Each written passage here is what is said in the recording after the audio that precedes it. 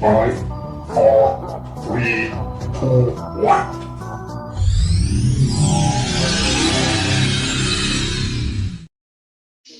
Well, Hello. Hello, folks. that you there? This is me here. Yes. Clever. Hope everyone is well on this rather cold night here in the UK. Bloody freezing. It is cold. Yes. We went out. We actually went out today, and it was quite nice. But it's been a horrible week. Evening, Terry. Evening, Terry. Well, don't eat it so quick. Good afternoon, Meg.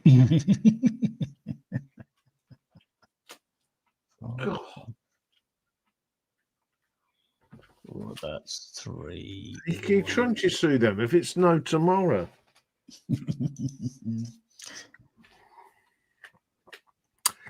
Anyway, I hope we've all had a good week.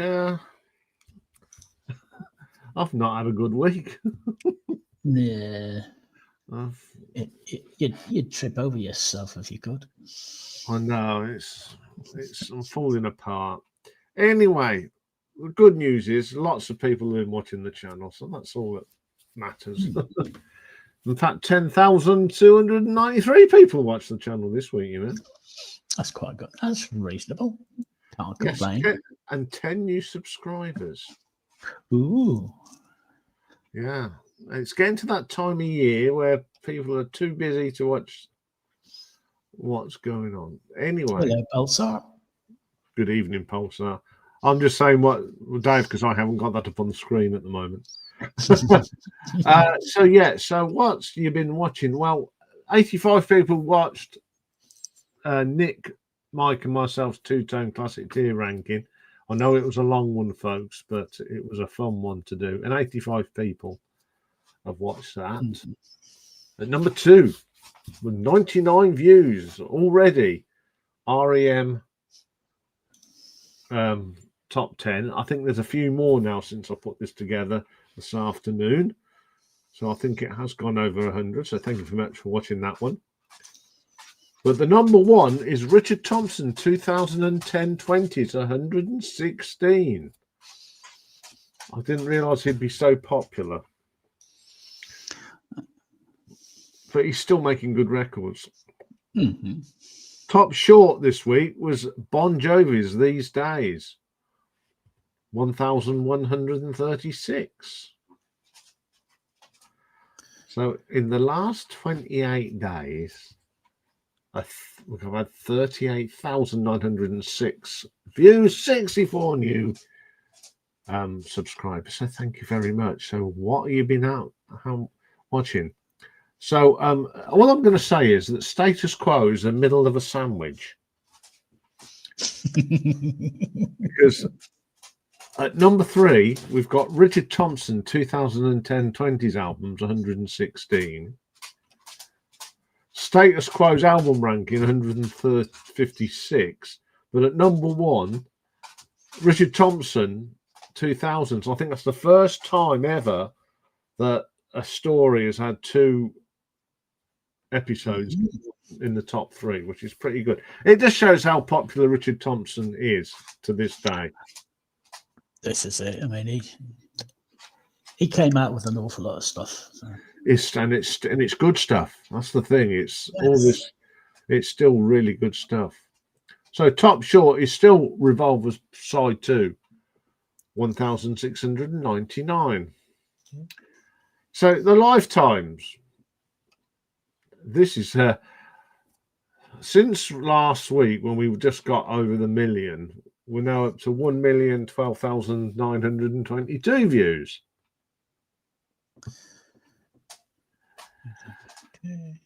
Bonkers.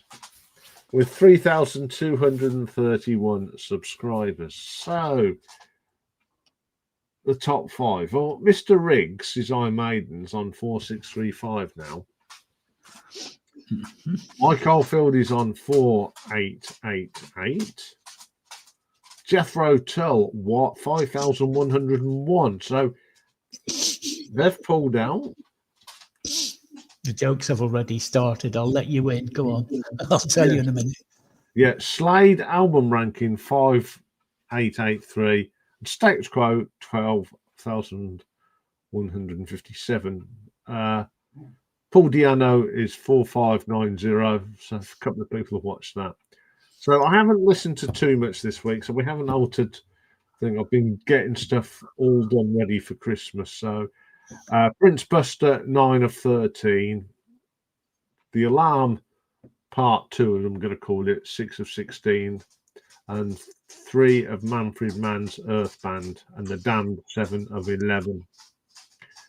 So that's what I've been doing. Let's get the comments up.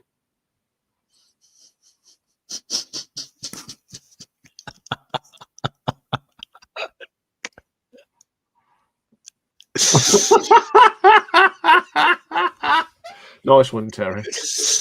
I thought you'd enjoy that. Slow cooker rubbish at playing records. That's the best one of the night.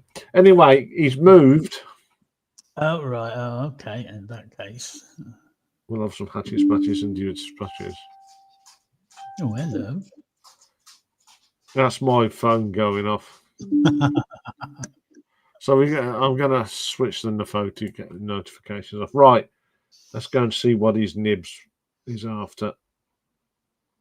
Okay. Well, you know how many there are, so. Yeah. Hello, everybody. Welcome in. Hatches, matches, and dispatches. As usual, the sad, the glad, and then the ooh. So dispatches, the 14th. Todd Snyder, American folk and alternative country singer-songwriter, passed. On the 15th, the death was announced of Hilly Michaels, the American new wave singer-songwriter and drummer for Sparks. Yesterday, Walt Aldridge, an American singer-songwriter with The Shooters. And today, very sadly, Gary Mounfield, or Manny Mounfield, English rock bassist, best known for being a member of the Stone Roses and Primal Scream, has suddenly passed. Very unfortunate. Birthdays, we've got 14 for you today. So the youngest is 25 years young today, is Connie Victoria Elizabeth Talbot. She's a British singer, and she was the runner-up at the first series of Britain's Got Talent way back in 2007. Crikey. I remember watching that. That was your man Paul Potts one. Anyway, 39 today is Oliver Scott Sykes. He's known professionally as Ollie Sykes, the English musician, lead vocalist, and primary lyricist of the rock band Bring Me the Horizon. Interesting band name. 44 today. She was born Kimberly Jane Walsh. She got married, and she's Kimberly Jane Scott. She's an English singer, dancer, TV presenter, and actress. She was a former member of Girls Aloud. If I remember correctly, she was on ITV's Pop Rivals, I think. She got selected to join Girls Aloud. 48 today is Daniel Svensson, the Swedish drummer. Currently, he's a member of the Swedish supergroup The Halo Effect. And he's formerly a drummer of a bunch of other bands, In Flames, Sacrilege GBG, and Diabolique. Also 48 is Joshua Otis Turner. Josh Turner, American country singer and songwriter. 50 today is David Padden Marchand. He's known professionally as Davey Havoc. He's an American singer, lead vocalist of the rock band AFI. He's also in the synth pop band Black Audio, the hardcore punk band Extremist, and the new wave band Dream Car. That's a lot of different. I don't think I could keep that lot straight in my head. 60 today is Michael Louis Diamond. He's better known as Mike D. He's the American rapper, musician, producer, and a founding member of the hip-hop group Beastie Boys. 63 today is Gail Ann Dorsey. Now, Gail is an American musician. She's had a long career as a session musician, mainly on a bass guitar, but she performed regularly with David Bowie's band from 1995 to his last tour in 2004. And any time that Bowie and a Freddie Mercury song was sung, she took the Freddie Mercury part.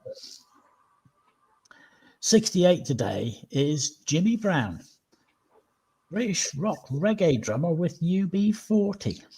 He's still going. 71 today is Francesco Antonio Marino, Canadian guitarist and singer, best known as lead singer of Mahogany Rush. He's been often compared to Jimi Hendrix and is described as one of the most underrated guitarists of the 1970s. 75 today is Gary William Green. He's an English musician. During the 70s, he was the guitarist for the prog rock band Gentle Giant. 78 today, he was born Joseph Woodward Fiddler. We now know him as Joseph Fiddler Walsh. He's an American guitarist, singer, songwriter, best known as a member of Eagles, and his 5-decade career includes solo work and stints in other bands, and the list now is too long. 79 today is, believe it or not, Ray Styles, co-founder and bass player in Mud, and whenever Mud split, he joined the Hollies and continued until he left them, and since 2015 he's reformed Mud and he's still playing. And then granddad today is 83 years young, Norman Joel Greenbaum. Yes. Spirit in the Sky, singer-songwriter. That song has made him one of the most famous acts with a best-selling one-hit wonder. Not many people lay claim to that, and you don't really want to lay claim to that. You want more than one-hit wonder. Anyway, notable weddings. Well, we've got one, and we've got an anniversary, a belated anniversary of one. So back in 1932, American blues musician Muddy Waters married American Mabel Berry. They got divorced in 1935. But we decided we'd remember two people who've passed. And back in 1947, a young naval lieutenant by the name of Philip Mountbatten married the future British Queen, a lady by the name of Princess Elizabeth back then. They were very happily married. He got posted to Malta. Apparently, the late Her Majesty said that it was one of the happiest times of her life. 78 years it would have been today. Anyway, so that's our hatches, matches, and dispatches. The sophomore result. Oh dear. This is one of the biggest votes we've had. Nirvana had a runaway victory. Let's just put it like that. The live stream, it was 11 votes to 6. On the post, it was 26 votes to 14. Overall, 37 votes to 20. Iain won that one, so he's leading 4-3. The last time I looked, it was 3-1 on the live stream to Judas Priest, and then the posts, it was 6-2. Let's see, how's the numbers changed? 8 votes, 38%. Looks like 5-3. 5-3? Yeah, we'll say 5-3 for the moment. Anyway. That's that. Tonight's talking point. Women who roar. Ah, yes. Somebody with a powerful set of lungs who can shatter glass at 50 paces. Not necessarily high pitch, just sheer bloody volume. It should be fun because I know some of the ones that Iain has in his list. Yes, I've gone for lots of metal. Yes, right. Let's have a look here. Joe Walsh is Ringo's brother-in-law. According to Dave, the pickup artist. Hello, Zeb. Welcome in. Okay, let's put this up. Bum, what's on next week? And I'll make you full screen. Off you go. Okay, well, that's the last week of November. I know, scary, isn't it? It's scary. So what we're going to do? So Monday, we've got some more Richard Thompson. We're going to look at his collaboration albums. He made a few with other people, including one with his family.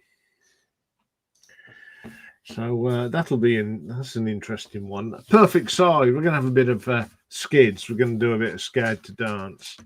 Great album. So I thought, yeah, we'll have a go at that one. So as I said, it's the last week of November, so that means it's Ladies' Day. And we've got Lady Gaga. I'm doing an album ranking. And we've got some young ladies from South Africa. I'm going to pick my favourite songs by the Soap Girls, and everyone in that list that I've seen them play live. Very good. Wednesday, if it goes over, we've got a 2-part marathon. This was a viewer's request.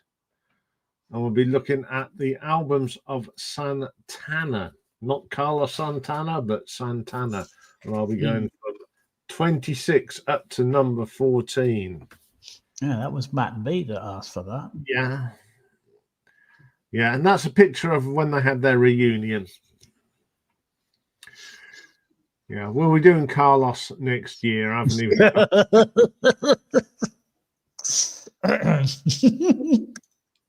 Really? Never. Never. I cannot stand the young blood and never will. No. God.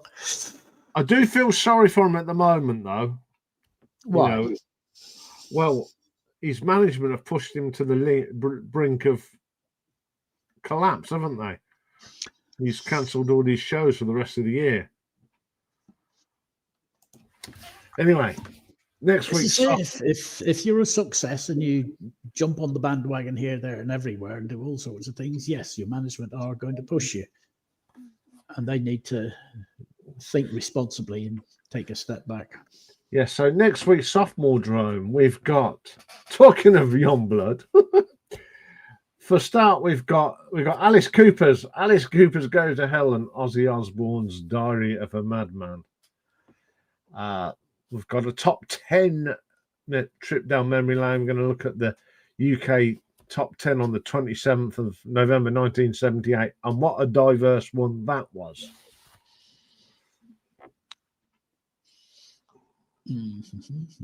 He'll never be the new Ozzy. He thinks he is. Don't get me started, Seb. I think there's lots going on there. You know how I feel. Friday, we've got a birthday. It's Simon's birthday next Friday, so we'll be doing his US top 10 on day. You know whose name isn't on the list for the birthdays? Who? Helmet. Helmet, no. And yes, and as Seb thought, I am doing the live Caravan albums, or the ones I could actually find to listen to. Yeah. Difficult one that was. New album. I've been listening to it this week. It's the new album from Cheap Trick, All Washed Up. I do like that cover. Washing machines. And then next Saturday, I'm doing a video with Richard. Now, a lot of you know when we've talked about songs in the past, and we keep going, so that should have opened up the album. So we're going to do a top 10 of songs that we think on an album should have been the opener, not the one they chose. This could be controversially interesting, but yeah. Yes. So that's what we are doing next week. Okay, let's take that off that. Good up. There we go. Yeah, I'm off the boost tonight. Zed, yes, there have been a lot of live albums, but it's finding them to listen to them. They're hard to get hold of. Yeah, that some of them are out of print and they're not even on any of the streaming services or YouTube. Mm-hmm. But there is a very nice box set I wouldn't mind. But it's about... No. No, Zeb, I wouldn't even entertain it. I've heard comments. Somebody on Planet Rock said roughly the same thing. They shouldn't have done it. Yeah, why mend something that isn't broke? They're just trying to make more money. I mean, I think the ridiculous one I've seen this week is Slippery When Wet. Has been put together and it's got liquid in the middle. You what? Yeah. Sorry, I don't know what's going on with my computer tonight, but it's making lots of very funny noises.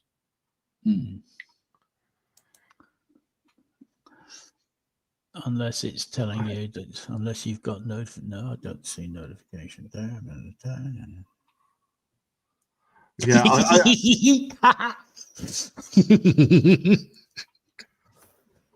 I mean, he can't.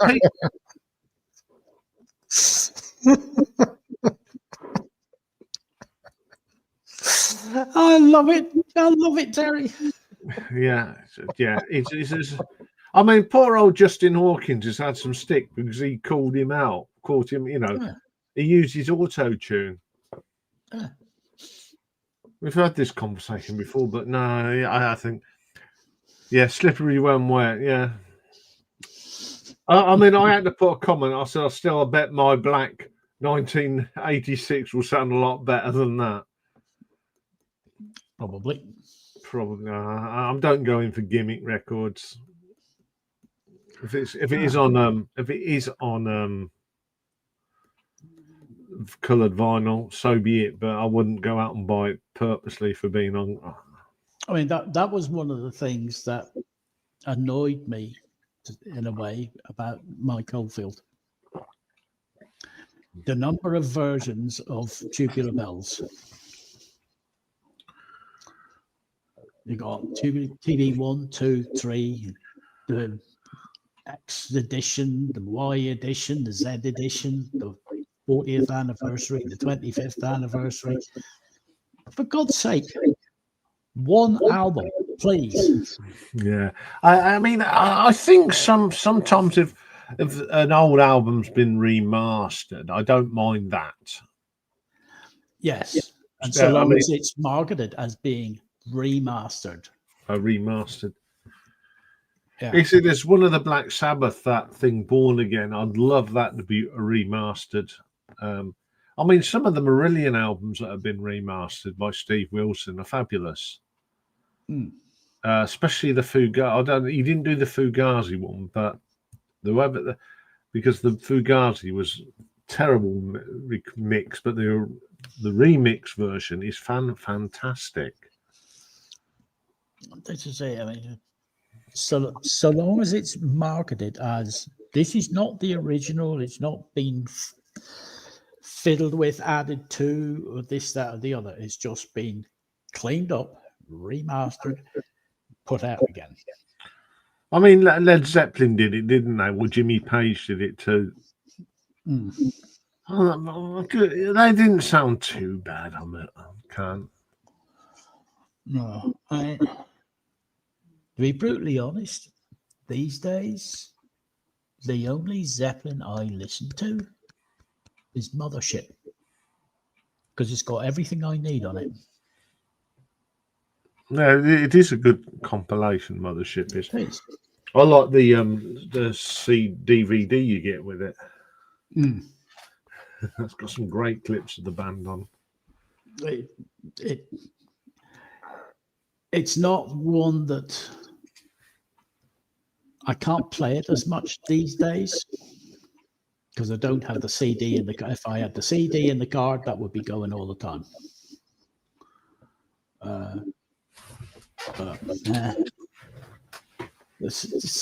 listening more and more on streaming services and less. I haven't listened to a CD in months, years. I haven't listened to a CD.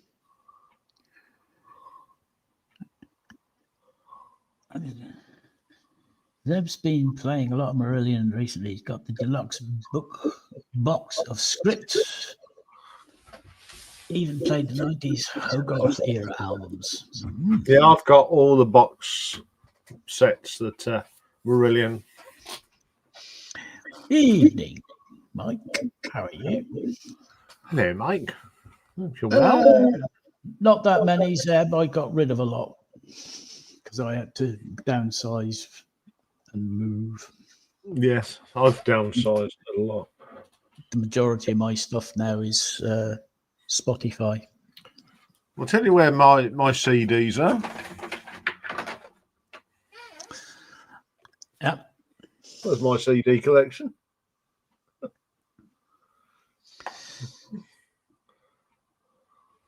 Yeah, Zeb wants all the box sets too bad he can't get Fugazi. I don't want to repress a Fugazi.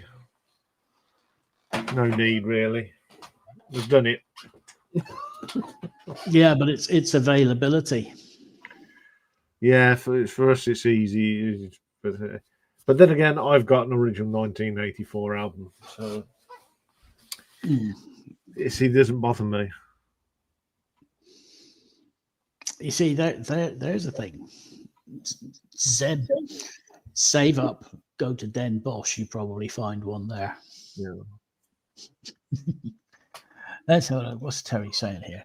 Steve Wilson's very good, but Guns N' Roses are allegedly not happy with Use Your Illusion and refuse to release it except November Rain. Well, come on, this is Guns N' Roses. They have, I wouldn't take their word. They probably thought God is better than what we did. Because Steve Wilson, I mean, this work he did on the Jethro Tull albums is fantastic. They sound so good.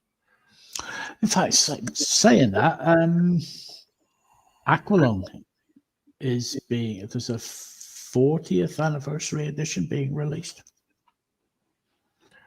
I saw that somewhere. Where did I see that? It was on Spotify.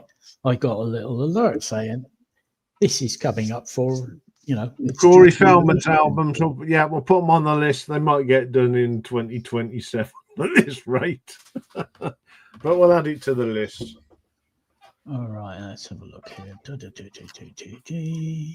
I'm trying to get through the requests, but it can only do so much.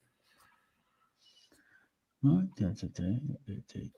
you will get it, Zeb, at some stage. You will, but it just depends when I get round to it. It's he's not coming up on the website. Youngblood will never get ranked on this channel. Unless you beat me in a sophomore drone.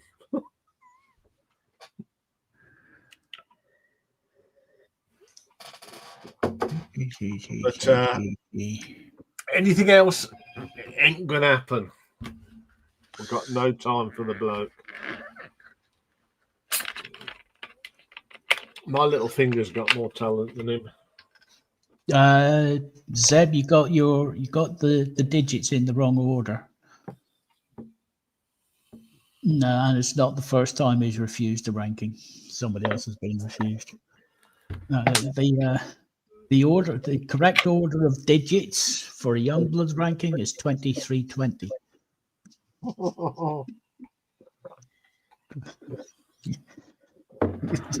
Dave enjoyed Feldman's work with Adele. See, So- there's an artist that Iain said never. Never. Aqualung Live from 1970 has also been released as part of a 55th. That'll be good.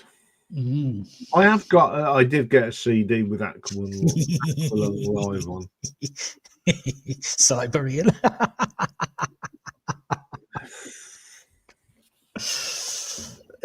What's the point? I mean, there's certain. I mean, I don't mind doing requests, but if there's bands I don't like, they won't get done because all I'll do is slag them off. Mm. You know, I'm pretty. You know, about listening to most things, but if I don't like them, I don't like them.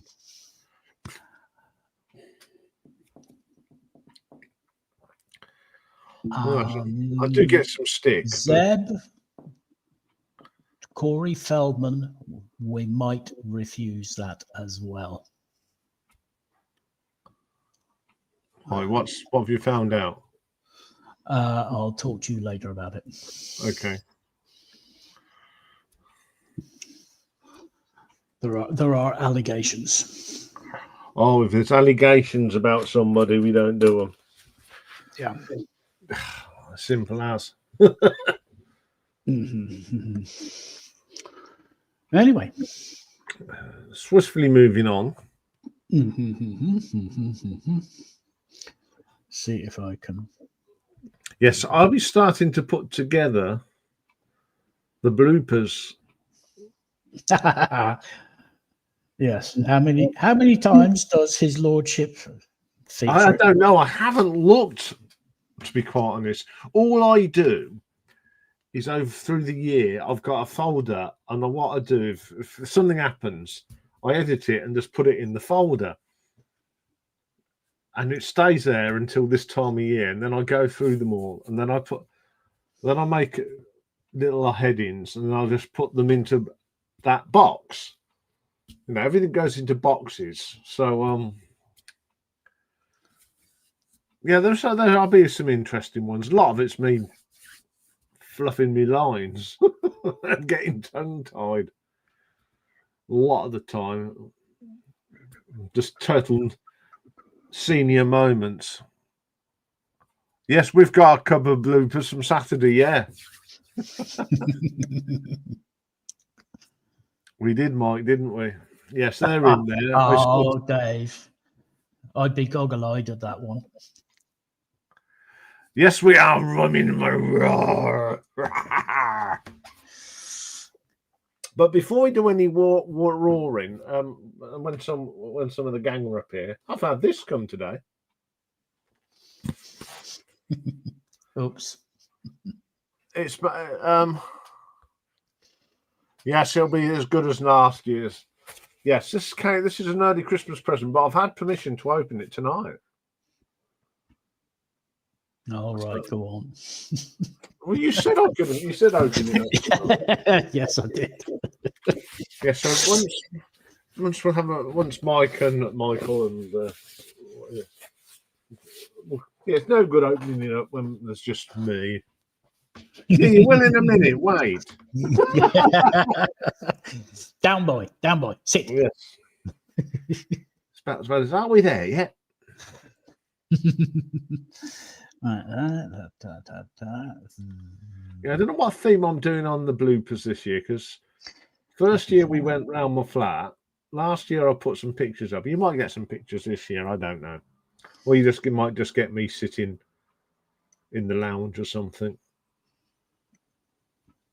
A bit more relaxed with Rocky on the sofa. That's me. Okay, that's you. Let's have a look. Oh. Oh.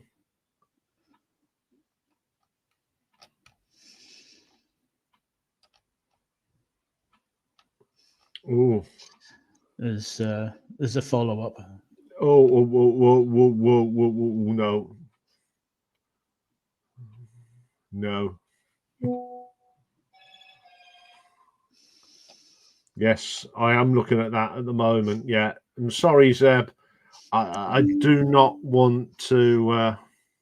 Don't want to risk stuff. No.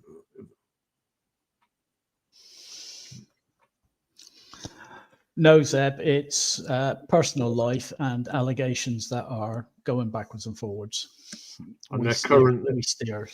Yeah, they're currently sort of things. So that is why I won't do it. Sorry.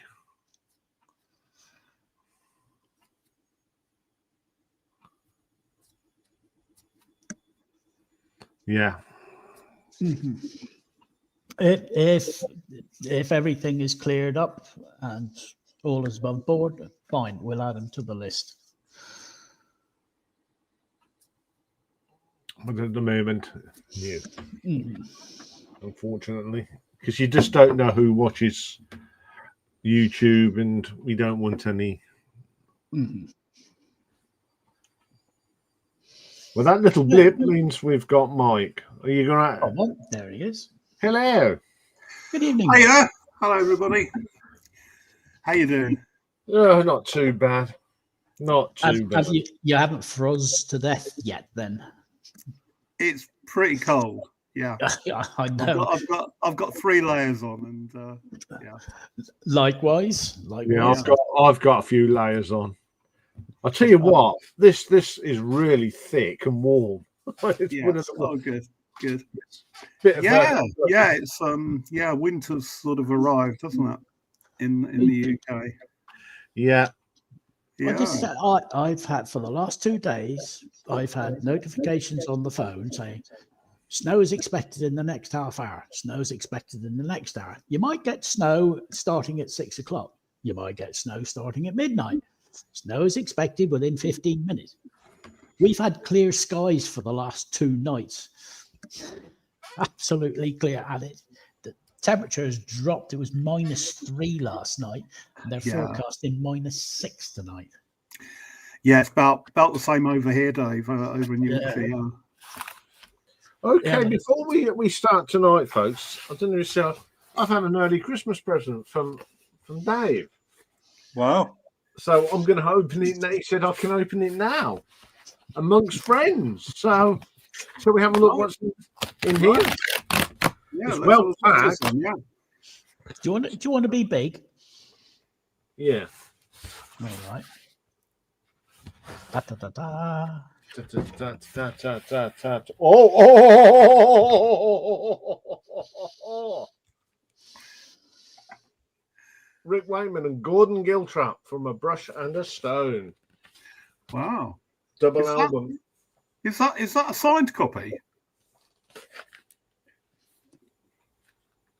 Or is that just down the bottom there? It's got a signature on it. Yeah. Mm-hmm. Yes. That looks like Gordon Giltrap. Yes, it bloody well should be. Whoa! Even better, eh? Even better. Even better. That was the bit I didn't tell you about. Yeah. Signed by the man himself. There should be 2 signatures. So when did that come out then? That came out quite a few years back. So there's only one. I can only see one signature. I've got to go and find.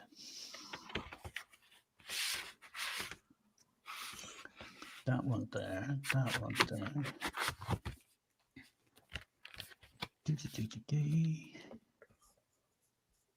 I mean, I've heard this album, and I think it's a great album.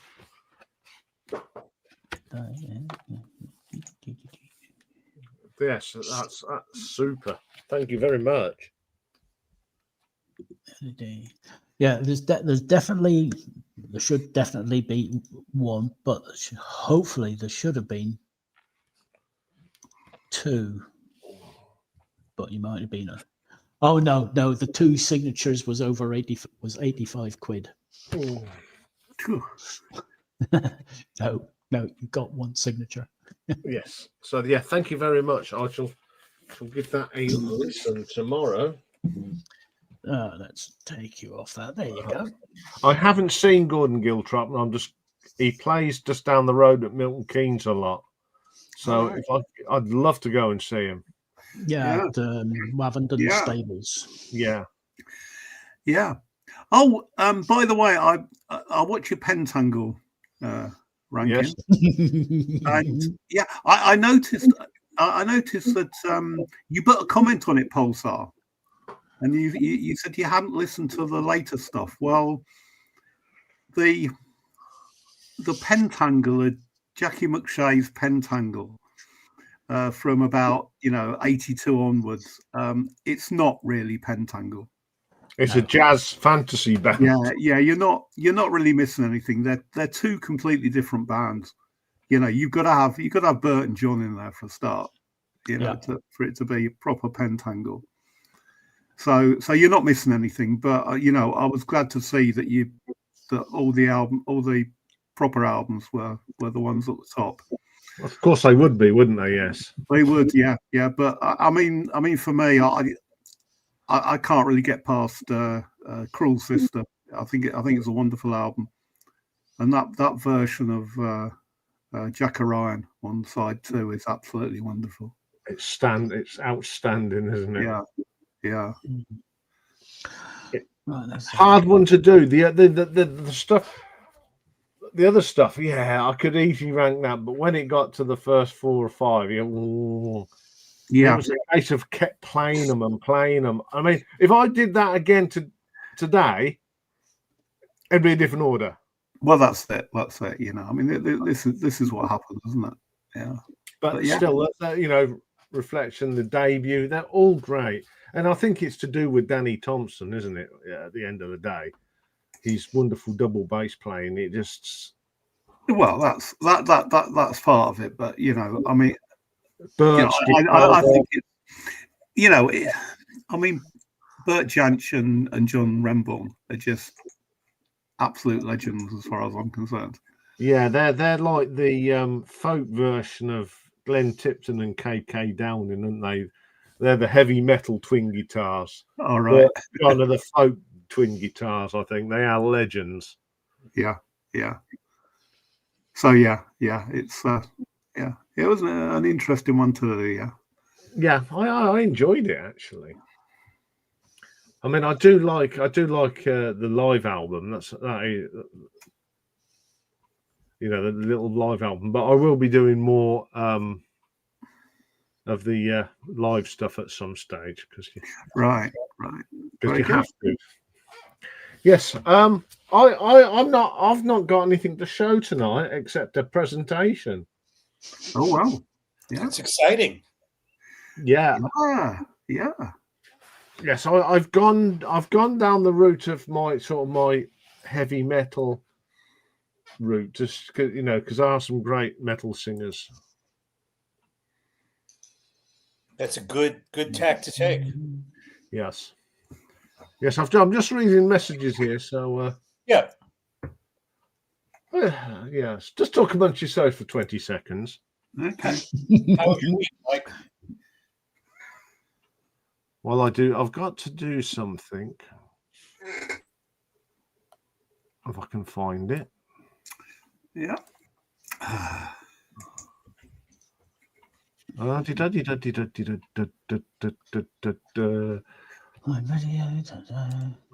got to be careful because last time I done this, I took out the wrong person.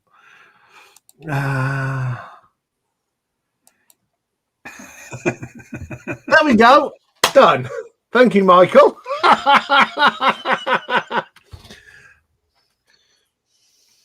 Just be yourselves, people. Be yourselves. Yes, don't come in here as... Yeah, very good. Yeah, very good.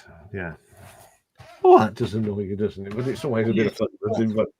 But do the Monty Python. What can you do? Anyway, yeah. So I went down. I've been listening to some of the growlers in heavy metal, and I have come up with a definitive list. I hope. Good. Oh, look who's in tonight. Hello, Jen. How are you? Yes, we're freezing. What's it like in Japan? It's cold. It's cold. Yeah. It's definitely, on track for a cold winter. Yeah.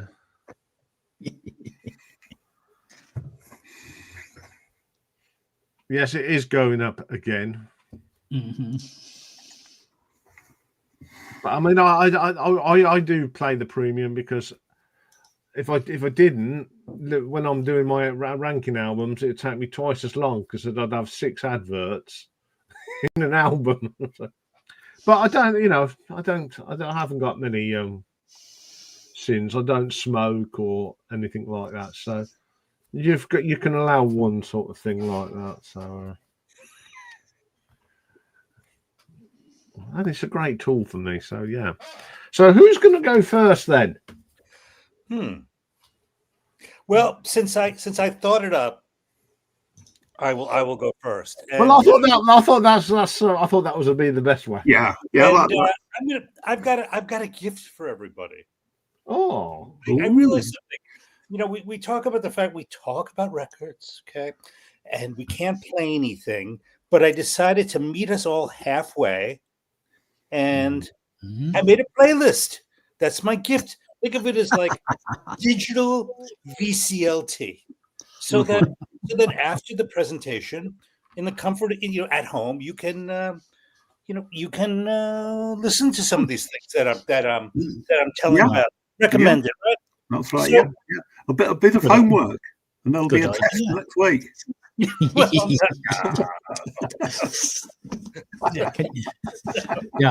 I could just see Mike sitting there 4 o'clock in the morning, marking all the papers. No, not right. Yep. F.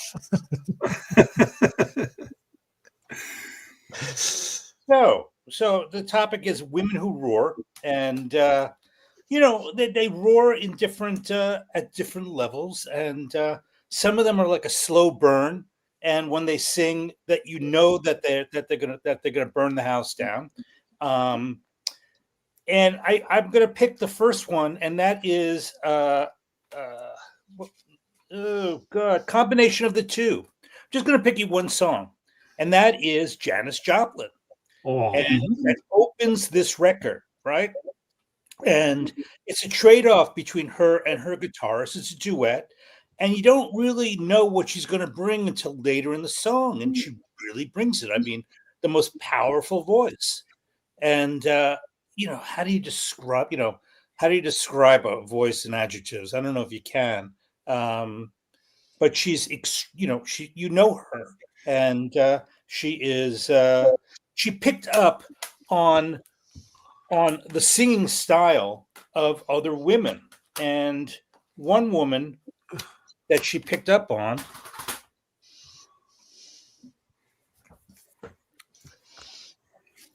was Big Mama Thornton. And there's actually a tribute to Big Mama Thornton on Cheap Thrills. One of the songs is a tribute. I think it's Ball and Chain.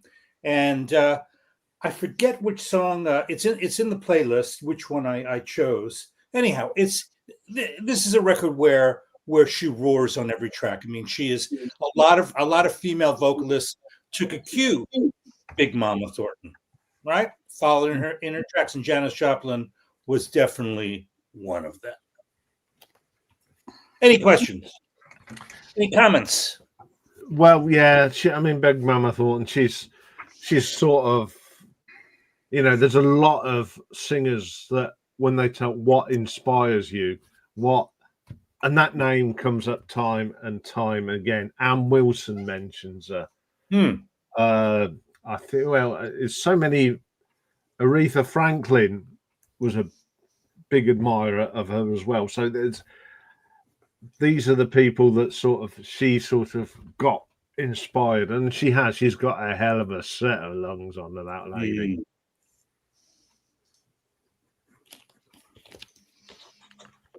Yeah, she's got nice playlist, Michael, from Pulsar. So thank you.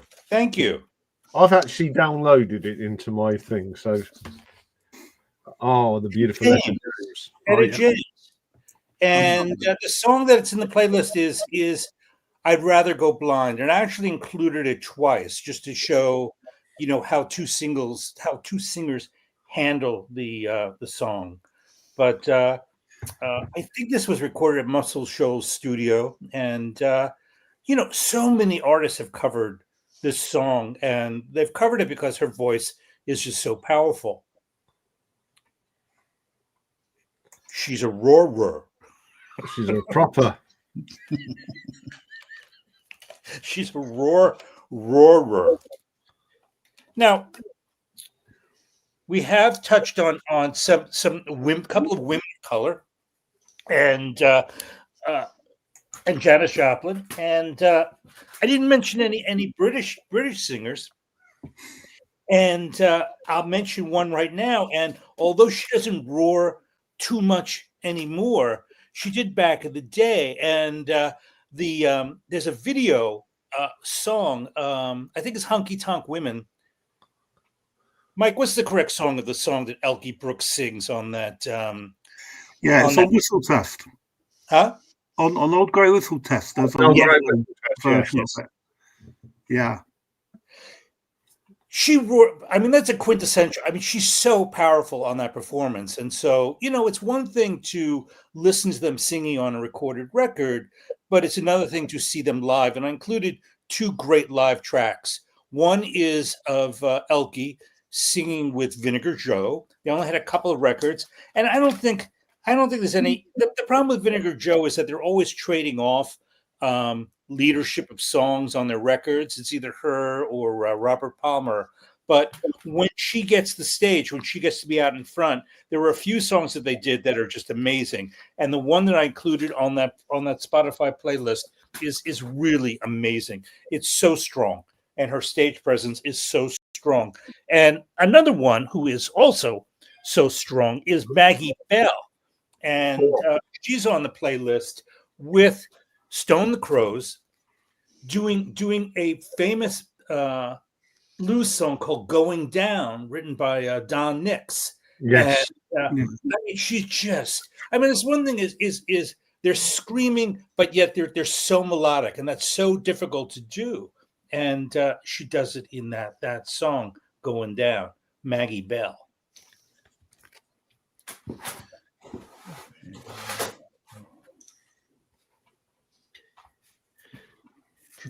And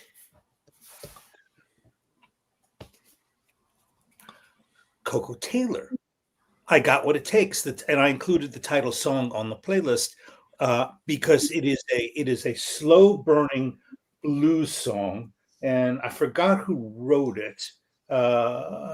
Doesn't really make a difference, but it's really it deserves to be included. It deserves to be the title track of this record because of the way she commands her voice and the way that she screams and she growls. Yeah, I've heard a version of that sung by Shirley Johnson, the great she was the great niece of Robert Johnson when I was in Chicago, and she did an absolutely brilliant version of that. She said this is dedicated to the wonderful Coco Taylor, and it was a great version. You're never going to hear, but Shirley just blasted it out, and she'd got that as well that you need it. It's a great song, and I've heard two good versions of it. We're so short on adjectives with this topic. I know. How do you embellish roaring? I'm just like I'm at a loss. But I will tell you that we can do slow burn roaring, and that is you had the song You Had to Know, written by Donny Hathaway, that was never recorded by him, but was recorded by her. And in this playlist, I've included the song You Had to Know, which is when she starts to sing, it's not that loud, but you know that she's got it. You know what I mean? It's that slow burn till that at the end of the song, she's totally taking over, and it is so strong. And again, she's not screaming. She's so melodic, and she's just filling fill in the room with her voice. She is a tiny woman, and Bill Graham of the Fillmore, Cold Blood was the first band that he ever signed. He didn't really manage them very well because he was caught up in his theaters, but still a San Francisco Bay Area legend, Lydia Pence, and I picked the best song. So that's kind of what I wanted to do with this. Is I just gave you guys the very best song of these people, so that if you listen to it, you can really decide, does this woman bring the goods? And a woman who brings the goods is Bonnie Bramlett. And I included a song called "I Know How It Feels to Be Lonely," which is a song about a breakup. And this is their last record. It's on Columbia. They were on Atco, but the president of Atco, Jerry Wexler, found out that they were getting a divorce, and he sold their contract to Columbia before this record came out, and that essentially killed their career. And it's their best record. So their best record just got torpedoed by a record executive. Does that happen much? So Bonnie Bramlett, a real roarer. And my last three, and I included a live track of Kathy McDonald singing the Etta James song, "I'd Rather Go Blind," and it is an amazing performance. She shares the stage with John Baldry in the UK. She was a backup singer and probably one of my favorite vocalists, and she burns, absolutely burns. And I hope you like it. And my last two, where she sings, "If you didn't hear me the first time, I'll say it again." And that is Sweet Linda Devine.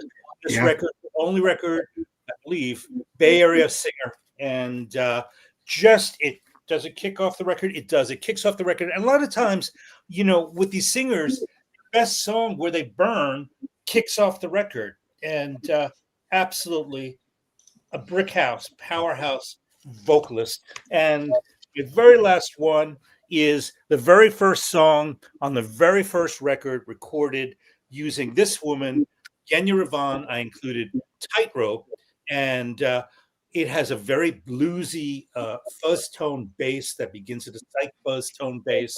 And what she does with her voice is she teases you, and she shows you just what her range is in the course of the song, and then she drops the house on you.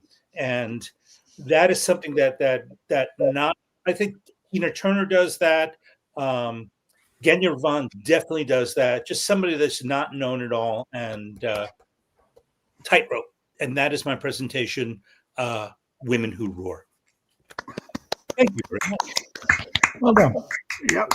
Excellent stuff. Listen, you've really kicked that off. Really good. Well done, mate. Yeah. And while you was, Nick, you're muted. I didn't want the crinkling of my cake wrapper to interfere with Michael's presentation.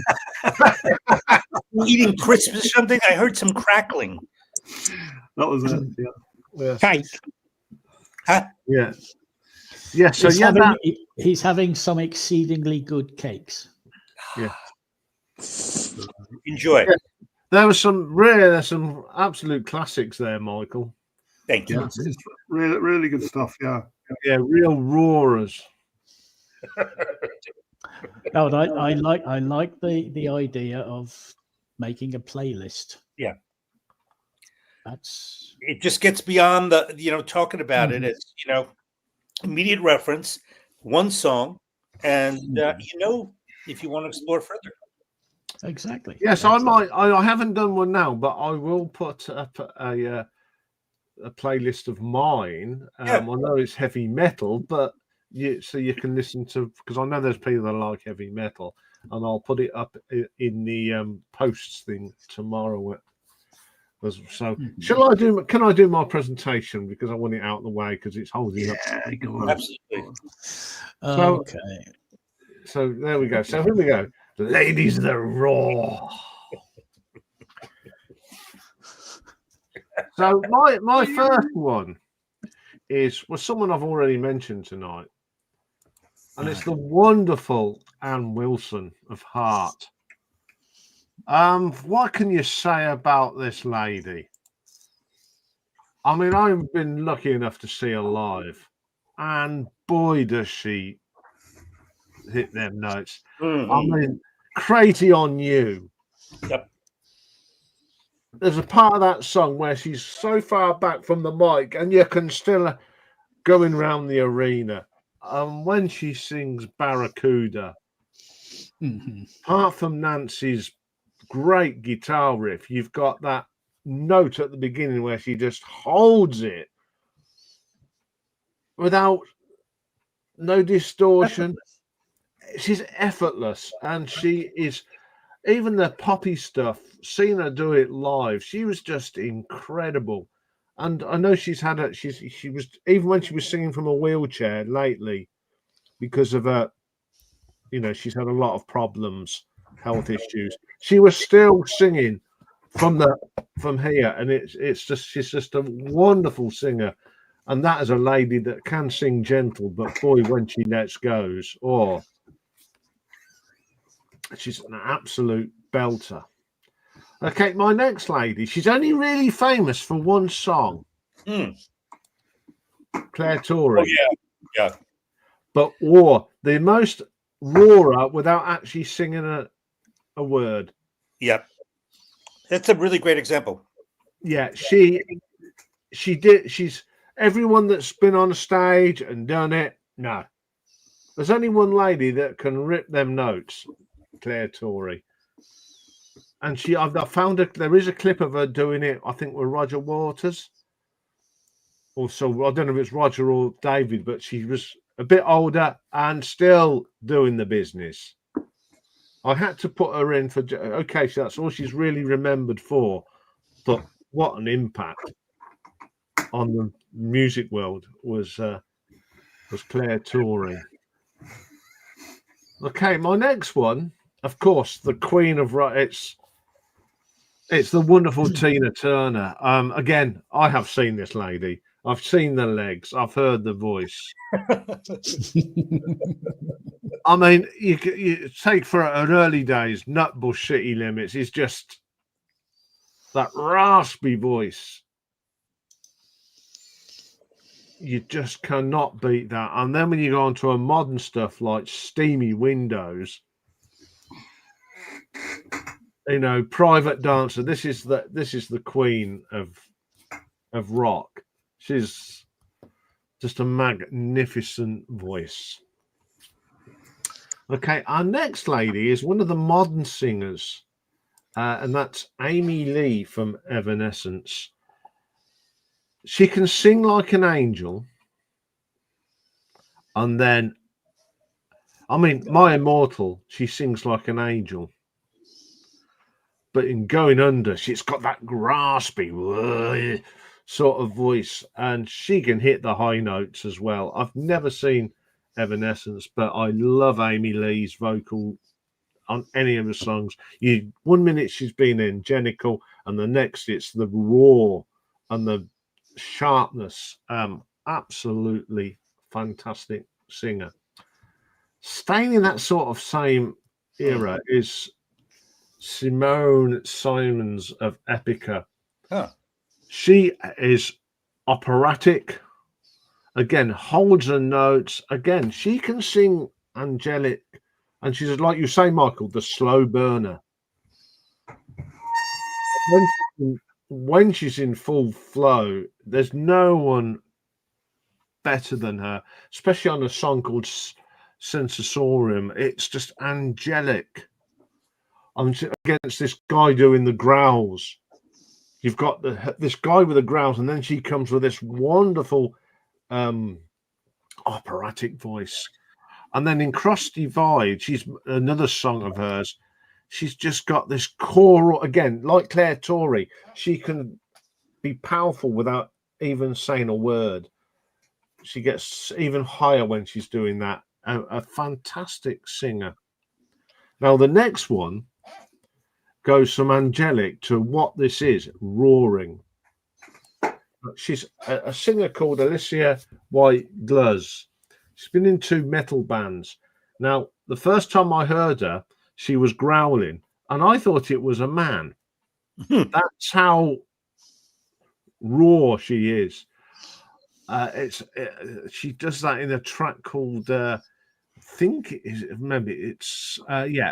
called War Eternal, and it's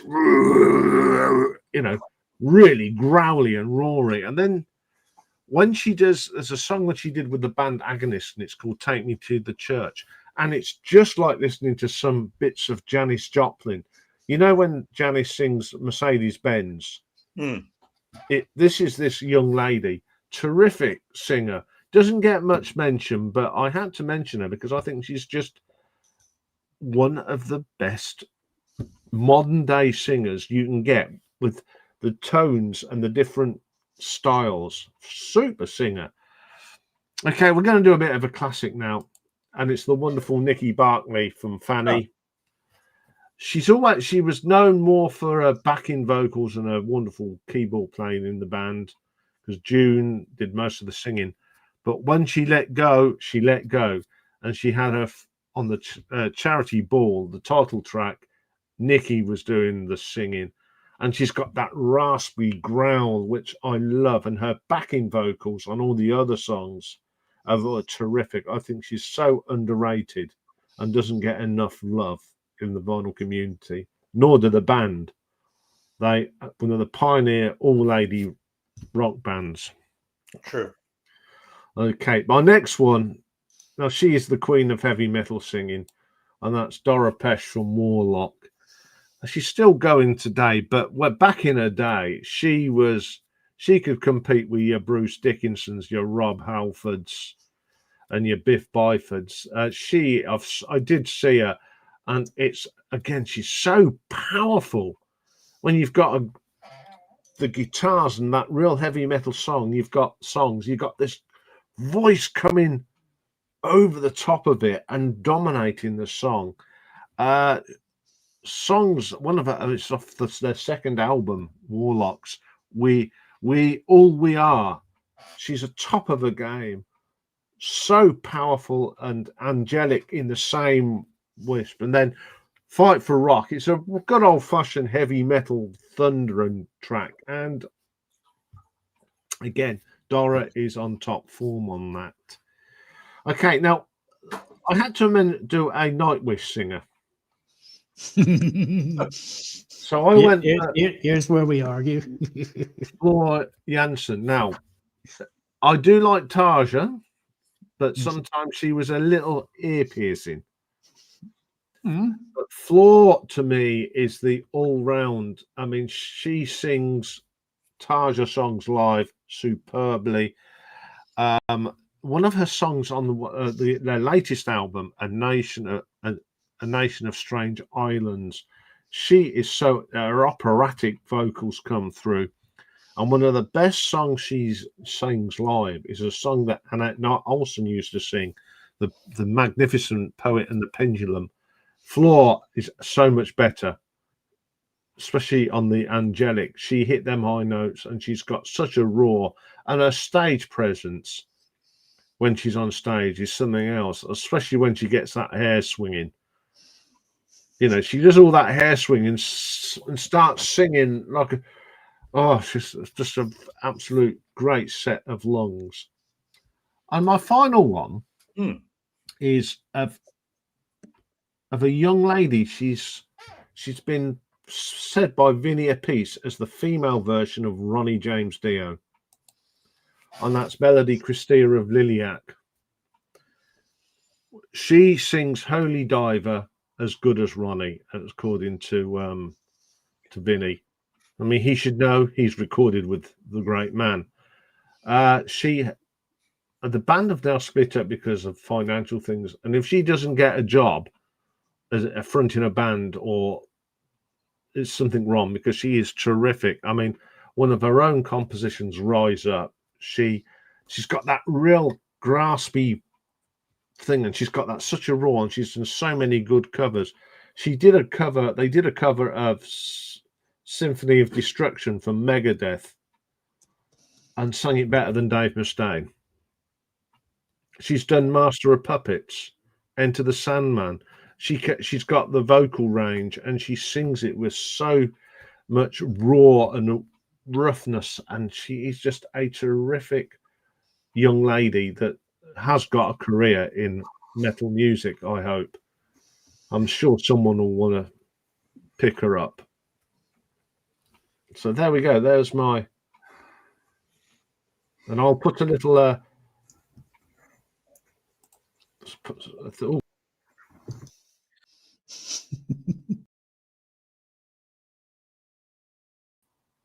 There's me. We don't want that one. Don't know what happened there. Sorry, folks. Right? No biggie. We know when we're not wanted. Well done, mate. That was really good. Yes, I know. So you're probably going, who's that? But for me, that's some of the best heavy metal female singers you'll get to hear on the planet, and rock singers, of course. The outfits have changed over the years, haven't they? They've big investment in the clothing. Yes. I mean, you take old Nicky Bartley and a little thing, now it's all grandeur. But yeah, I think, apart from Ann Wilson and Tina Turner, I've got a big admiration for Nicky Bartley. So underrated. You see, I would have chosen Tarja over Floor. I always found that's personal. I always thought what I found with her, I didn't choose her. She was good at the hot operatic, but she never, when she was doing that raw, she hadn't got that raw for me. She's a great singer, but she hadn't got that. I don't know. Can't comment. Yeah. But Floor Jansen is a brilliant singer, isn't she? Yeah. She is. I just love it when she swings out her head and she's rocking out all the time. Yeah. That's it. I mean, Dora Pesh. I remember seeing her. Bloody hell! She came on with literally nothing on. Track. Oh. Yeah. Iain, go and listen to Wishmaster. Wishmaster. Mm-hmm. The actual track from the album Wishmaster, and then tell me that Tarja can't roar. Okay. Anyway, well done. Yes, I'm glad that's out of the way. Okay. All right. Everybody looks so excited. Yeah. So who wants to go next? I'll do it. I'll go next. Okay. Yeah. Okay. There we go. Let's pop mic up. There you are. Yeah. I mean, I haven't got that many. I have absolutely hundreds of female vocalists in my collection, but that they tend not to be the sort of women that roar variety. Yeah. Overall. But I've certainly got some stuff, and because this was something that Michael suggested, I thought that we'd have to show a bit of Tarja, wouldn't we? So there you go. It's Luna Park Ride. This is some of her solo stuff, and there you go. There she is again, and this is the album Act 1, which is really really good, and this one and the opening track on here was actually a single. I think it's called "Victim of Ritual." And in the video, they're playing silly buggers with coloured powder paint by the looks of it. But that's her sort of vocally at her best, I think. But I kind of know what you mean about the whole. She's very very opera, but she's not necessarily a sort of naturally a sort of rock singer, is she? No. Yeah. Right. Somebody else. It's a sort of a Norwegian, German, sort of metal, progressive metal band. Leaves Eyes. Oh, there we go. Yeah. King of Kings. And there's a singer, Liv Christine, and she's Norwegian, and you can probably tell by the sort of cover of this CD that they were very much into the sort of Nordic mythology, and she would sing her vocals, and there's I can't remember his name, but the male vocalist was absolutely a growler, and yeah, nobody does sort of growling like the Norwegians, I think. Oh no, they're the kings of growl. Yeah. So yeah. Liv Christine, and she's really good singer, and she's got some solo stuff, which is actually quite poppy. I mean, considering she was in a band called Theatre Tragedy, very sort of gothy, sort of doom laden metal before Leaves Eyes, but so she's one, and then I thought I'd show a single because this single sort of like kind of really shows her at her best, and of course it's Susie. Yeah, and wow, Liv Christine lives near Zeb. Yeah. Yeah. So yeah. Mittergeisen, absolutely brilliant sort of early bit of Susie and the Banshees, and she really shows off her sort of vocal talents on that. Yeah, Mittergeisen Metal Postcard, and you got Love in a Void as well on this single. So that's another punk, and this is. Of course. Yes. Yeah. I knew you did that. Yeah. Some people say that little girls should be seen and not heard, but I say Power. Yeah. And then she is polystyrene. Oh.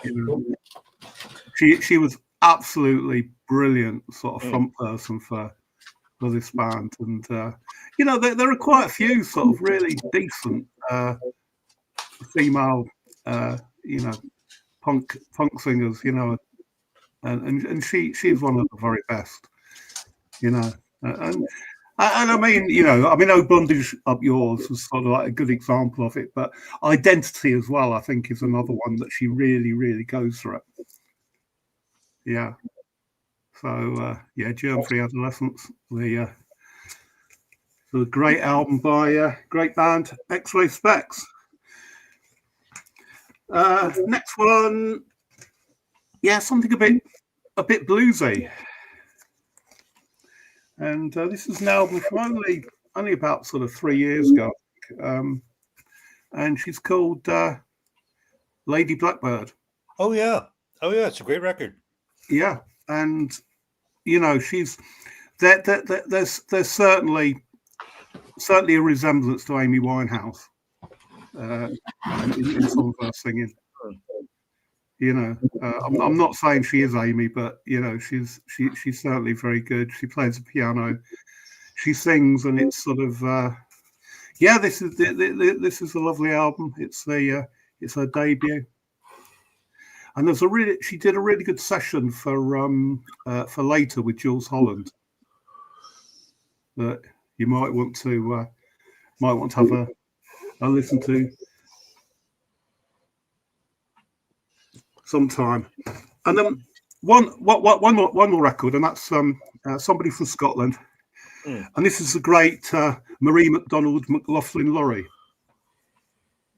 You'll know her, don't you? No? Lulu. Of course, There you go. Yeah. So this is the best of. I picked this up in a record shop in Edinburgh about 2 years ago.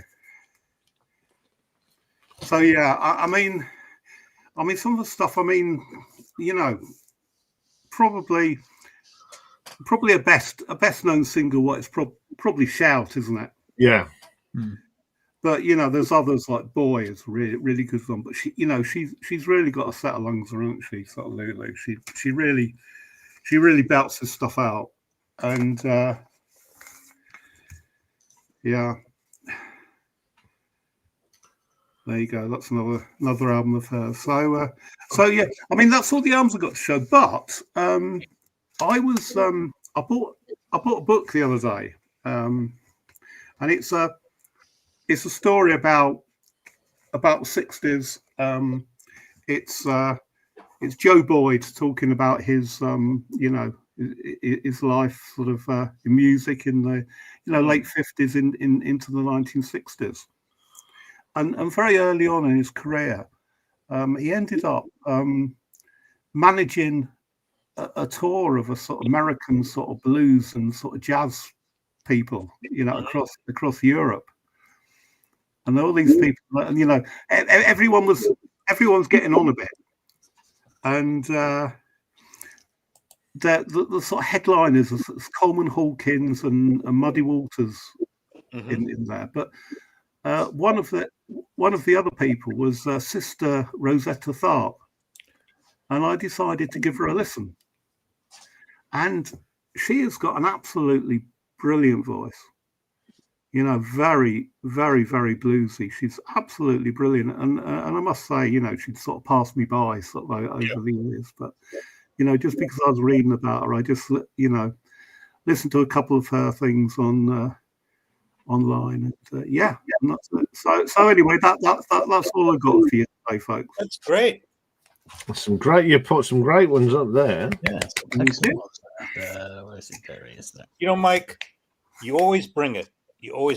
And you know, I knew I kind of had you in mind because you always said you love female singers, right? I do. And I realized that women who roar may not be in your wheelhouse. No. So maybe next time what we'll do is we'll do ladies who lilt.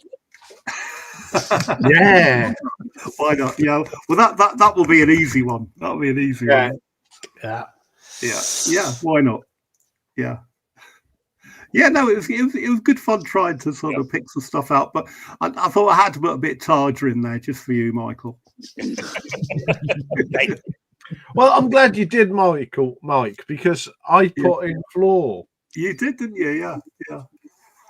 You see, I mean, I do like Annette. Don't get me wrong. I think she was a great singer, but she didn't roar. She just couldn't roar. No, she was a liller. Yeah, she's definitely yeah, she is. So there we go. Round 2, Nightwish 3. Yeah.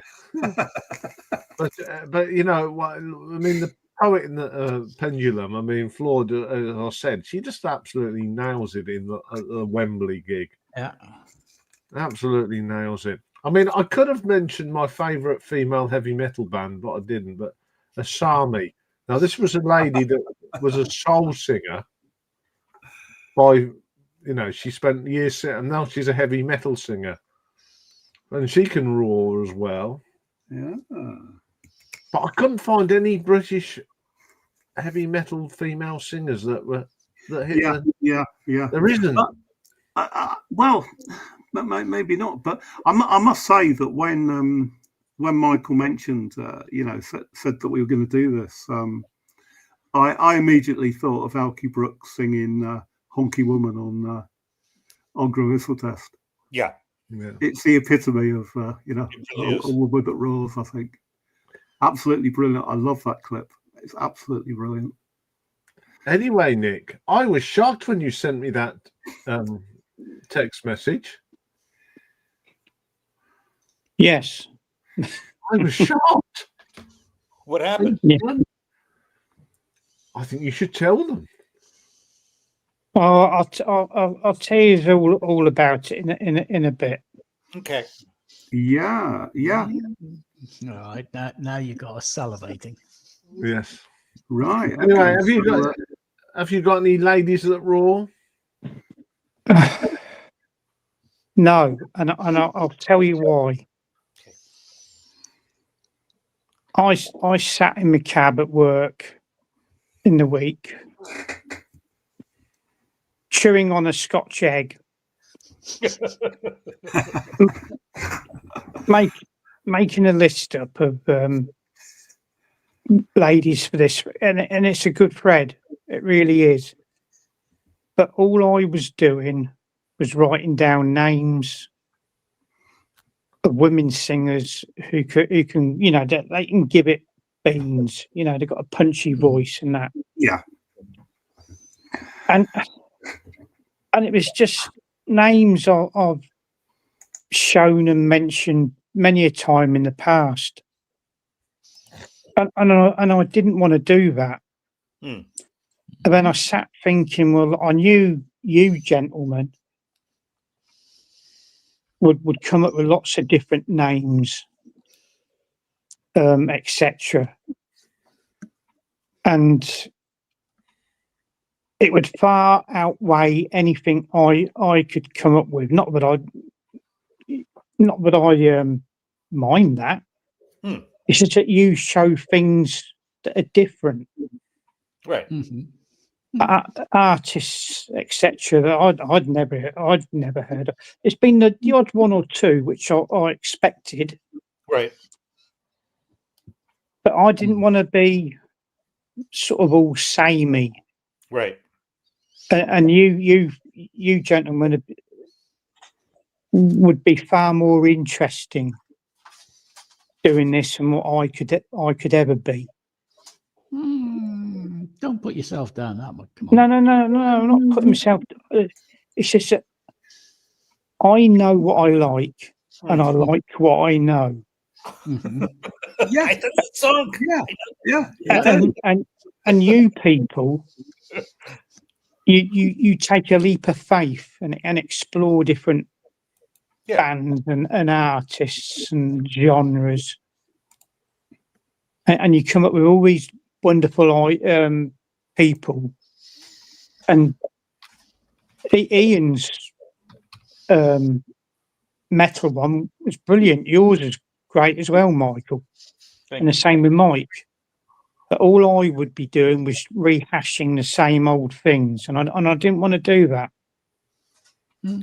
So that's why I didn't do one. No, that's all right. Because I wouldn't be doing. It was such a good idea. I wouldn't have been doing it any justice. Well, we can probably come up with a variation where you would be doing it justice. No, all I'd be doing was rehashing the same things, which I've mentioned. You know, Toya. Yeah, I mean, I was thinking of bringing sort of Toya out, you know, but I thought, well, if Nick's up, Nick will mention Toya, you know. No. Yeah, but I didn't want to do that, Mike. That's the thing. Yeah, I understand. And the names I was writing down, it was just names I you know, mentioned time and time before. And I haven't got the variety of music in my collection which you people have. Ian's beat me to it. Pulsar's coming up with a bunch. And it would be far. Your presentations would have been far more interesting and good than the rehash stuff I would have come up with. Okay. And I've enjoyed listening to you. That's all right then. That's all right. Anyway, Pulsar's come up with some, but nice to hear from the gallery. Grace Slick, Patti Smith, and Jenny Hahn of Babe Ruth. Right. Yeah, it's funny, Pulsar. I was thinking about Patti Smith, and then I kind of dismissed her because I don't think vocally she's quite the same as these sort of like real sort of rock women, but I know exactly what you mean. You know, I mean, especially when she's doing horses. I mean, wow, yeah. I mean, what was the one I thought about? Alanis Morissette. Mm-hmm. Yeah, I would have mentioned her. Yeah. But the name's come up that many times in the past. Yeah. I mean, And Jagged Little Pill. I just didn't want to bring it, rehash it. No, I think one of the best songs she sang on was Thank You, the Alanis Morissette. That's a terrific vocal. Yeah. I mean, I thought about Polly as well, Mike. Yeah, but I don't know. Yeah. Again, we don't really mention Polly Harvey very much at all, do we? Maybe. No, she's got a great voice, isn't it? A unique voice. Yeah, absolutely. Let's see, who else can we come up with? How about Debbie Harry? No. Yeah, it's power. It's it's a God-given Carole King. talent. Yeah. Debbie Harry doesn't have that. I mean, she's a very good pop singer, isn't she? Yeah. Let's see. How about Pat Benatar? Has her moments, yeah. Yeah, she's had her moments. Yeah. I mean, Ellen Foley, Meatloaf fame. She was. She had her moments. I mean, polystyrene was mentioned. Yep. I think the best track on that album is Artificial. Yeah, it's good, isn't it? Yeah. Good. Let's see. Oh, I've just seen a list, and there's a name that's popped up right at the top, and I thought, why nobody's mentioned her? Bjork.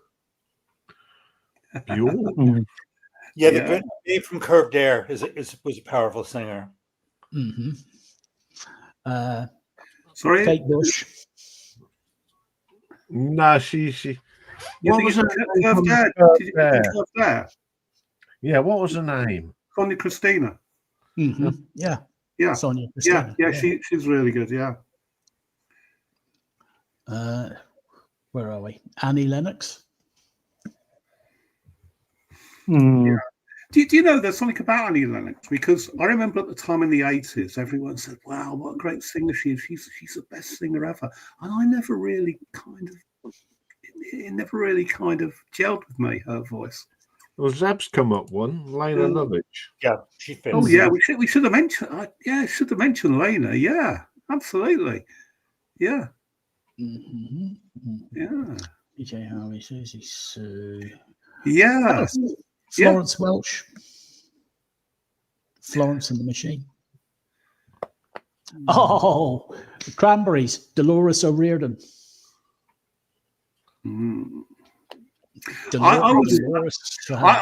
was listening to No Need to Argue, which is a brilliant album. I was listening to about just a few days ago. And yeah, absolutely brilliant, because she's got, she can do the sort of like the quiet stuff, can't she? So you've got like the title track of that, No Need to Argue, absolutely beautiful song. And then you've got songs like Zombie on there. Yeah. Anya Hoyer, yeah. I mean we like Anya Hoyer. Yeah. Ex-Mal Deutschland. Wendy O. Williams. Yeah. I mean, the Runaways had two growlers, didn't they? Really, Lita Ford and Joan Jett. They could. I mean, I know Lita Ford can sing because I've seen Lita and she was fantastic.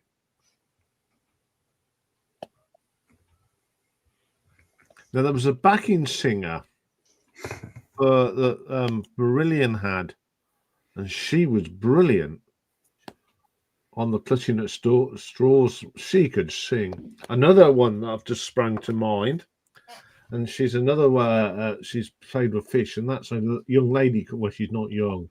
Sorry, Doris Brendel. She is a great singer. Mama Cass. I don't. Sorry, who? Mama Cass. Oh, of course, yeah. Yeah. I've got Doris Brendel. She's Yeah. she's a good singer. She's more of a she's into that steam pipe. What's it called? Steam. They all dress up in weird Oh, costumes. steampunk. Yeah, she's into that. Yeah. But she's a good singer. Okay.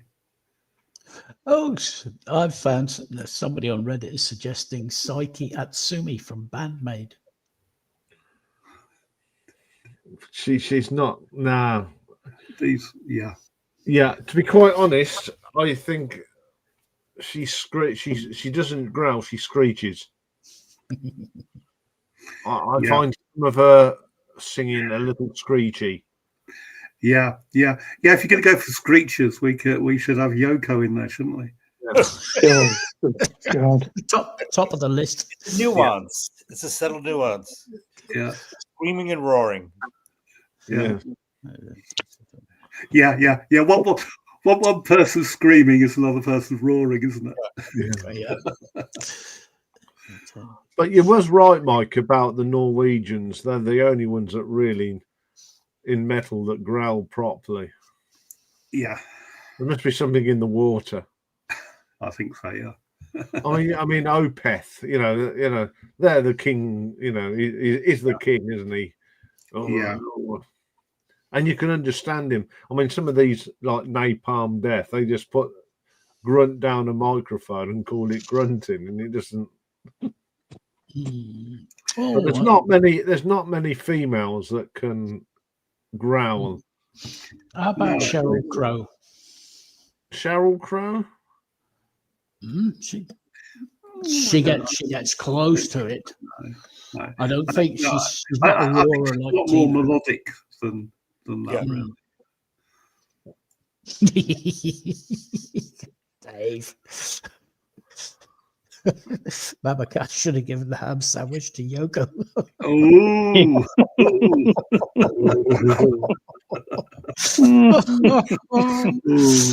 Yeah, I mentioned Tina, Simon. I mentioned Tina.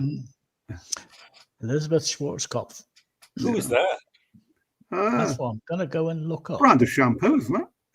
Yeah. I don't know, Andy. Tell us more. So anyway, Yes. Yeah. Oh, yeah. The gig. Gary Newman. Yes. Oh, yes. All right. The late Elizabeth Schwarzkopf, she was a British soprano, Austro-British lyric soprano. Okay. Anyway, tell us about this gig. Yes. No, he didn't play Cars. And he didn't play Our Friends Electric either. Ooh. Amongst other things, he did play We Are Glass and I Die, You Die. Oh. And the encore was all two-way army stuff, 4 tracks. Right. Did he do Down in the Park? That's the main thing. Yes. Oh. He finished on that. Oh. Yeah. Great gig. Love the songs. The playlist is available online. There is a site that does playlists. Yes. Oh, yes. I have a look at that when I've been to a gig. I must say, I'd like to sort of download all the tracks, all the songs. He played, and make up a double CD or whatever. He started off with This Wreckage, and he finished off with an extended version of We're Glass, and then the encore was like all two-way army stuff. He ended. The end of the gig was Down in the Park. His daughter, one of his daughters, he's got 3 daughters, Raven, she was the support act. Oh. she did a 45 minute set, and she was good. There was a lot of love for her and a lot of encouragement. Mm-hmm. But as much as I enjoyed it, her voice was sort of very samey. Right. A lot of the songs were very samey. And also one thing that absolutely bugs me at gigs, and it happened a bit when we saw the Stoke Girls, the voices sort of get drowned out a bit by the music. And I don't know if that's the fault of the people in like the control booth fiddling with the buttons and whatever. But that bugs me because I like to hear the voices. You know, Well, I do know this. Absolutely. That sometimes a support act doesn't get the full sound because they don't want to make. It's been set up for the main artist. Yeah, and you can't have a support band out doing. yeah, The but thing it's is, if your sound engineer is anyway competent, he can have multiple settings on his board. But it's one of his whenever he used daughters. to do the lights. Yeah, that's He had multiple settings, and he could press a button, setting 1 for artist 1, or song 1, or opening scene 1, or whatever. And I know he could do it for mics as well as lights. So any competent sound engineer should be able to do setting, get the opening act in, right, set your sound, function 1, that's your sound. Next act comes in, your number 2, set it up for them, and then the main act, there you go, you've got your 3 or 4 or 5 settings, whatever. You just hit button 1, button 2, button 3. But I mean, I think both times we've seen the Soap Girls, the engineer at the start hasn't got it right, has he? No, but it's got better as it progressed. Yeah, Because whenever you do your sound checks, 99 times out of 100, you're doing it in an empty hall. It doesn't sound right.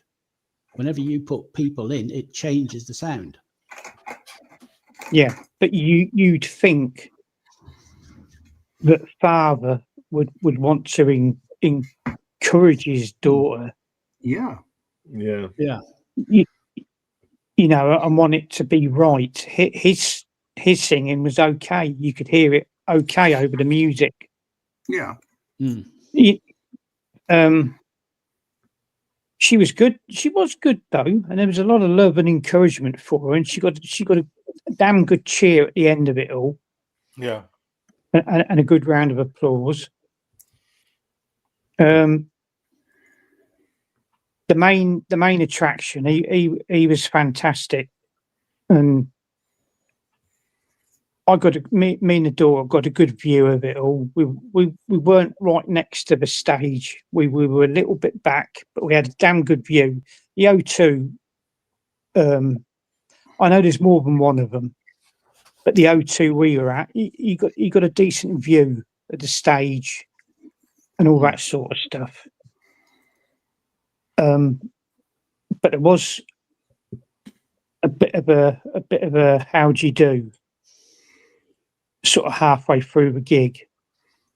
He broke down in tears. Yeah, I read that. Yeah. It was in the press, wasn't it? Yeah. And I was wondering at first what was going on. And to the right of the stage in the wings, his wife ran onto the stage and sort of hugged him and consoled him and all that. And he tried to elude the audience as to what was going on. And it turned out his brother had died Saturday morning. Oh God! At Leeds. No. He was speaking with Gary in the tour bus. But his brother had driven to Leeds, and he wanted to walk back from where the gig was to his car, and then on to wherever. And he never made it. He had a heart attack and died. Yeah. But I don't think he was found until the morning after. Oh no! But there was a lot of conjecture as to what had happened. I think it was during a song. I've written the playlist down. I think it was during a song called "Sleep by Windows."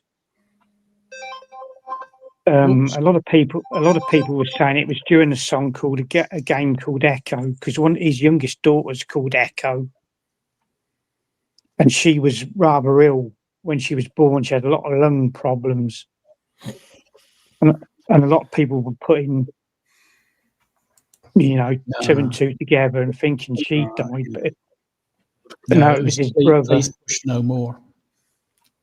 Yeah. So yeah, during that sort of breakdown, there was a lot of love for him, and a lot of shouting, and the usual sort of stuff which you expect. And he didn't want to say anything. Well, he did, and he didn't. And there was some idiot in the audience who said, "Tell us now." Who was shouting, "Tell us now." And I thought, he hasn't got to tell anybody anything, Right. No. Something terrible had happened, obviously, but it's none of our business, really. Right. No. Exactly. And well, outside the gig, you had idiots in the queue shouting Newman, and who have we come to see, and all that. And I thought, fucking hell, what we're going to have next? A Mexican wave? But anyway, the gig was good. Yeah. I might do a video sort of talking about it all. We drove there, and it's like two major roads for us from where we live. The A14, which goes on to the M6, and you come off at perhaps the most famous stretch of road in the whole of the country, Spaghetti Junction. Yeah. And you're driving into the city centre, and the closer we got to where the gig was, the more sort of stop-start it is around these pokey little side streets. Yeah. We eventually found the car park, which the parking spaces were really tight to get into. And it's a case of, you see a space, you grab it bloody quick. You walk down the stairwell from the car park all the way down to the bottom. You walk out a door, and there's the queues to get into the O2. So that was really handy. There's like separate queues for standing, and a separate queue for sitting in the balcony around the I don't know what you call it, the theatre or whatever you want to call it. There's lifts. There was a lift, but I'll get on to that at the end. Yes, so the gig was brilliant. The beer and that was cheap enough. I think it was £7 for a pint of shandy and a pint glass full of Coke. £7 and merchandise. Christ, £65 for a hooded sweatshirt. Wow. Oh, Crazy. Yeah, and £35 for a t-shirt. Bloody hell. I mean, the first tour t-shirt I brought. Yeah, but that's not what I said, Ian. I can imagine. There was some vinyl there, but I didn't want to buy it before the gig and be stood there, pouring all over it. And after the gig, it was like the queues for the merchandise were bloody awful. Yeah. So anyway, we went out. You got to scan your car parking ticket to get back into the car park and up the stairs and all that. Well, fuck me if the lift wasn't broken. It was working when we got there. I think it'd been vandalised. And there was a poor disabled couple. The lady was in a wheelchair, and the husband. She was struggling to get up the stairs and that. And the daughter and me offered to, help and at least carry the wheelchair up. But you're in a small, tight car park, and I was next to one of the down ramps that takes you down to the next level, and then down to the road to get back home. And I had to wait for cars across from me in the car park to go before I could drive into one of their spaces and do like a little 3-point turn thing to get out. Right. An hour and 10 minutes later. Oh no. I managed to get out my space. Oh, and head down. Yeah, because everybody in the floors above me was coming down. I couldn't get out. I couldn't move. Hour and 10 minutes before I could move. And then it was another 20 minutes before I actually got out of the car park. The thing is, though, I'd paid £7. We come out the gig, went to the car park machine to pay £7.50, and fuck me, because I was stuck in the car park all that time, and when I got to the exit and produced me more again, I had to pay another £1.50 for the privilege of being stuck. Oh, that shouldn't be allowed. No, that's. Oh well, yeah. And then the M6 motorway joins on to the M1 and the A14 on the way back home. Right. Well, that was closed off, so I had to take a detour across country. Oh, deep joy! I know. I know which way you went. Yeah, go on. The gig finished at 10 to 11. Yeah. We got home at 2 o'clock in the morning. Oh no.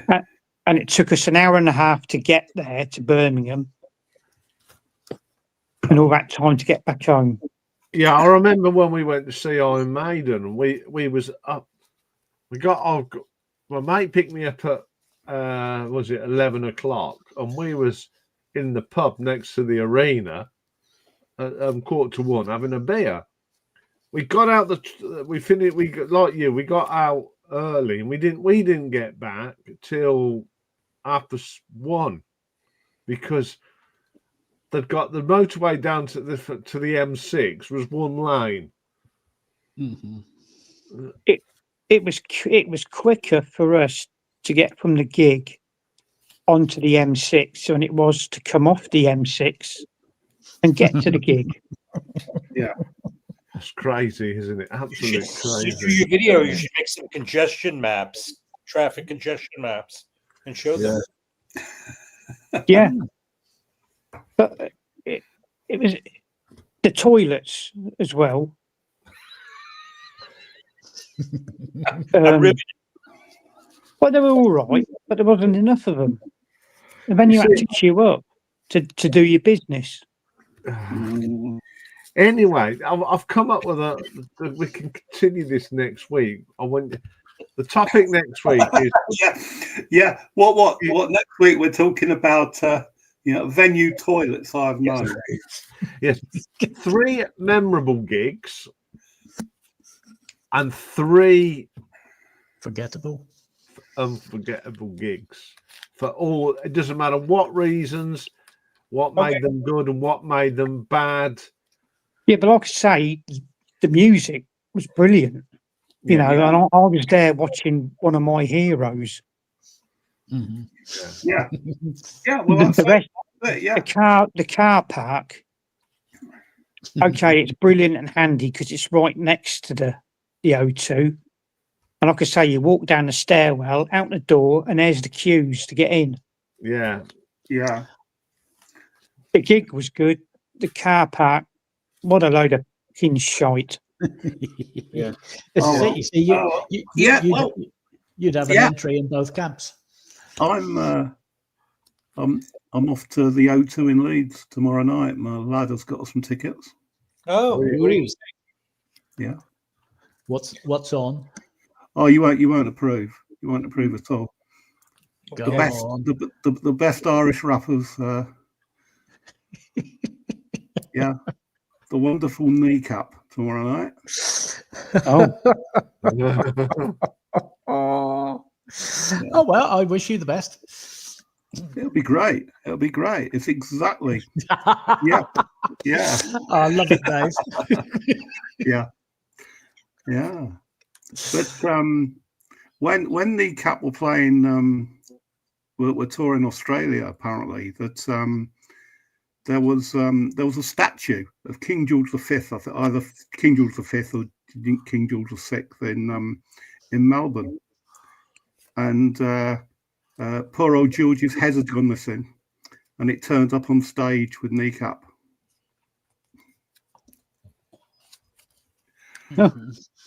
Yeah, they're my sort of people.